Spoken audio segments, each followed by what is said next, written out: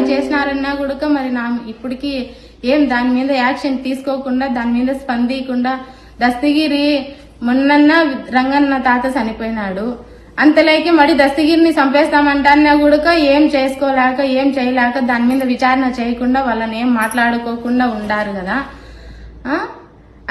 ఇప్పుడు మేము సాగుకు తెగించే నా భర్త ఈ అప్రూవర్ గా మారడం జరిగింది, సాక్షిగా మారడం జరిగింది. మళ్ళీ 4 ఏళ్లకు ఎందుకు చంపాలా, సంవత్సరానికి ఎందుకు చంపాలా? నేను జగన్మోహన్ రెడ్డిని అవినాష్ రెడ్డిని ఒక్కటే అడుగుతాండా, చేతగాని రాజకీయం దద్దమ్మ రాజకీయం చెయ్యొద్దు. కడప జిల్లాలో నువ్వు నీ తిన్ననే మేం పుట్టినాం, మా తిన్ననే నువ్వు పుట్టినావు, నీ ఇంటి దగ్గరే మేము ఉండామని ఎన్నోసార్లు మీడియా ముఖంగా మేము చెప్పడం జరిగింది. నీకు చేతనైతే నా భర్త మీ మీదికి చెప్పినాడు కదా, 5 ఏళ్ల పాలనను నువ్వు ఏం చేసినావని నేను నిన్ను ప్రశ్నిస్తాదా? ఇప్పుడు జగన్ ప్రభుత్వం మారిన తర్వాత చట్టబద్దమైన ప్రభుత్వంలో న్యాయంగా 9 నెలలు ఎలా గడిచిపోయినాయని తెలియకుండా పాలన జరిగే రోజుల్లో నువ్వెందుకు ఇట్లాంటి చిచ్చులు పెట్టి శవరాజకీయాలు చేసి శవరాజకీయాల మీద నువ్వు రాజకీయం చేసి నువ్వు 4 ఏళ్లు పాలన చేసినావు. నీ 4 ఏళ్లు నీ చేతగాని రాజకీయం నీకు 11 సీట్లు ఇచ్చి ప్రజలు నిన్ను దించేసినారు కదా.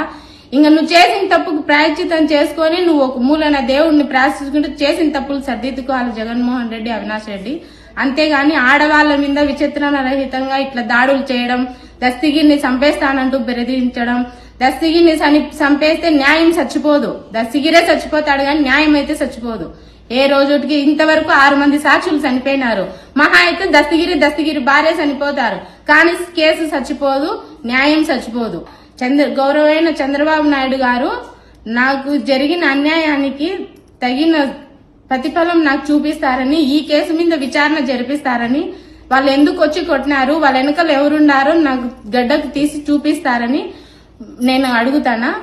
అలాగే Pawan Kalyan sir deputy CM గారిని కూడా అడుగుతానా. హోంమంత్రి అనిత గారు ఆమె ఏదైనా కూడా ఆలోచన చేసి మంచి పరిపాలన ప్రజలకు ఇస్తున్నారు. ఈ గడిచిన 9 నెలల్లో